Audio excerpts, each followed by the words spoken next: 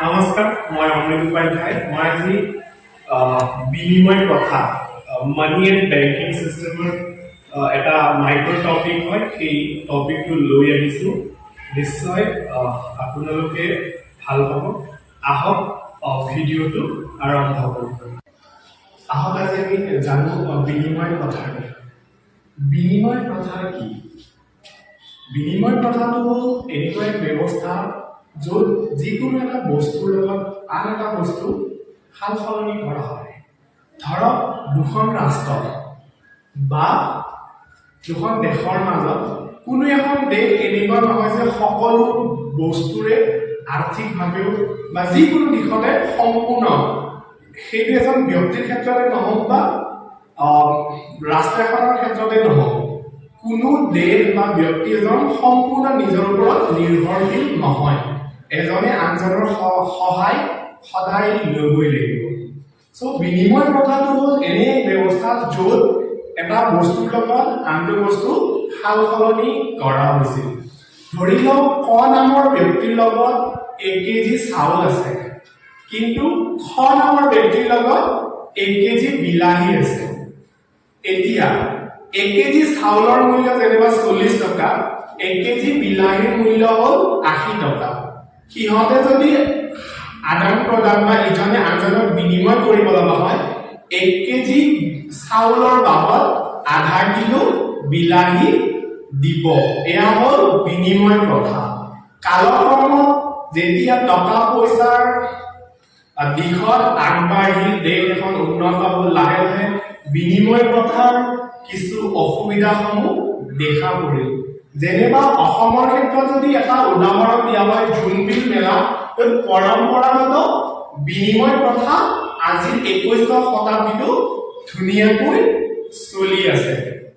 এতিয়া বিনিময় প্ৰথাটো সেনেকে আদান প্ৰদান কৰা হ'ল। ধৰি লওক ৰাছিয়া আৰু ভাৰত, যদি উদাহৰণ এটা দিব যাওঁ, ৰাছিয়াৰ লগত কি আছে? ঢেৰ তেল আছে। ভাৰতৰ লগত ঘেঁহু বা ধান আছে। এতিয়া ভাৰতক তেলৰ প্ৰয়োজন, ৰাছিয়াৰ পৰা তেল আনিলে, তাৰ বাবদ কি দিলে? ধান দিলে। ঠিক আছে। ঠিক তেনেকে আমাৰ অসমত জোনবিল মেলা এতিয়াও সেই বিনিময় প্ৰথাটো চলি আছে, কিন্তু তাৰে কিছুমান অসুবিধা আছে। বিনিময় প্ৰথাৰ অসুবিধাসমূহ হ'ল 4টা ষ্টেপত মই ইয়াতে বৰ্ণনা কৰিছো। প্ৰথমটো হ'ল সংগতিবিহীন অভাৱ, লেক অফ এছ'চিয়েশ্যনশ্বিপ। ধৰি লওক ক নামৰ ব্যক্তি তাত চাউল আছে, খ নম্বৰ ব্যক্তি তাত শাক পাচলি আছে।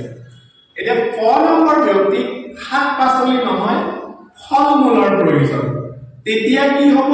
এই দুই ব্যক্তিৰ মাজত বিনিময় নহ'ব। তেতিয়া ক নামৰ ব্যক্তিক যদি ফল মূলৰ প্ৰয়োজন হৈছে, নিশ্চয় তেতিয়া তেওঁ গ নামৰ ব্যক্তিৰ ওচৰলৈ যাব লাগিব।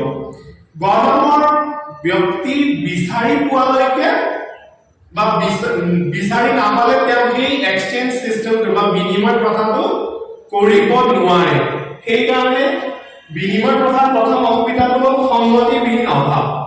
এই সংগতিবিহীন অভাৱটো টকা পইচাৰ দ্বাৰা দূৰ কৰিলে। ধৰি লওক ক নামৰ ব্যক্তি তাত 1 কেজি চাউল আছে, সেই চাউলখিনি বিক্ৰী কৰিলে যিখিনি টকা পালে, সেই টকাৰে যি ব্যক্তিৰ লগত ফল মূল আছে, সেই ব্যক্তিৰ পৰা সেই ফল মূলৰ কিনি তাৰ মূল্যটো পৰিশোধ কৰিলে। দ্বিতীয় হ'ল হিচাপ নিকাচৰ উমৈহতীয়া এককৰ অভাৱ, lake of common unit of accounting. যেনেবা এতিয়া মূল্যৰ নিৰ্ধাৰণটো কেনেকৈ কৰিব? 1 কেজি চাউল দিয়াৰ বাবদ আধা কিলো বিলাহী সমান হয়নে? কেতিয়াবা নহ'বও পাৰে। ধৰি লওক মোক 1 কেজি ফলৰ প্ৰয়োজন হৈছে, আনজন ব্যক্তিৰ লগত মই ফল ল'ম, কিন্তু মোৰ লগত ফল নাই, হাতী এটা আছে। হাতীটো কি? হাতী আৰু 1 কেজি ফলৰ মূল্য কেতিয়াও সমান হ'ব নোৱাৰে। ঠিক আছে। মই যদি সমমূল্যৰ বস্তু আদান প্ৰদান কৰিব লাগিব, তেতিয়াহ'লে হাতীটো বিভাজ্য, হাতীটো কেতিয়াও বিভাজন কৰিব নোৱাৰি।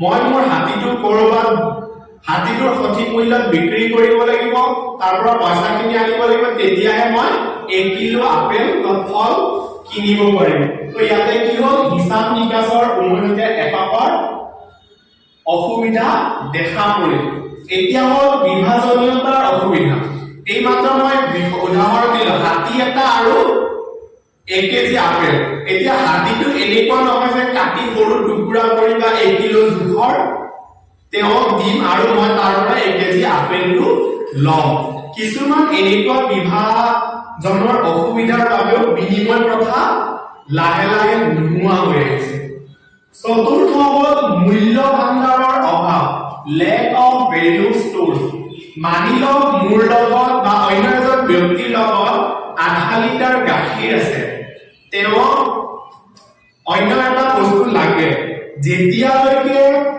তেওঁ ধৰক কল লাগে বা সেউজীয়া শাক পাচলি লাগে তেওঁ এই বস্তুটো বিনিময় দিয়া মানুহক বিচাৰিব লাগিব তেতিয়াহে তেওঁ বিনিময় কৰিব পাৰিব অন্যথা বিনিময় নহয় এতিয়া গাখীৰ মাংস বা এনে ধৰণৰ বস্তু খাসি ধেৰ দিনলৈ খাসি ৰাখিব নোৱাৰি বা নষ্ট হৈ যায় তেনে ক্ষেত্ৰত বিনিময় প্ৰথাই অসুবিধা কৰিব যেতিয়া মোৰ লগত গাখীৰটো থাকিব মই বিক্ৰী কৰি সেই টকাখিনি মই জমা হ'ব পাৰিম সেই টকা জমা হৈ যেতিয়া মই বস্তুখিনি বিচাৰি পাম বা মাংসটো বা ফলমূলটো মই বিচাৰি পাম তেতিয়াহে মই সেই বস্তুটো মোৰ টকা পইচাৰে কিনিব পাৰিম এনে ধৰণৰ অসুবিধাৰ বাবে লাহে লাহে বিনিময় প্ৰথাটো নাই নোহোৱা দিশত আগবাঢ়িছে আৰু টকা পইচাৰ যোনটো বেংকিং সিস্টেম বা বেংকিং প্ৰণালী আমি দেখিছো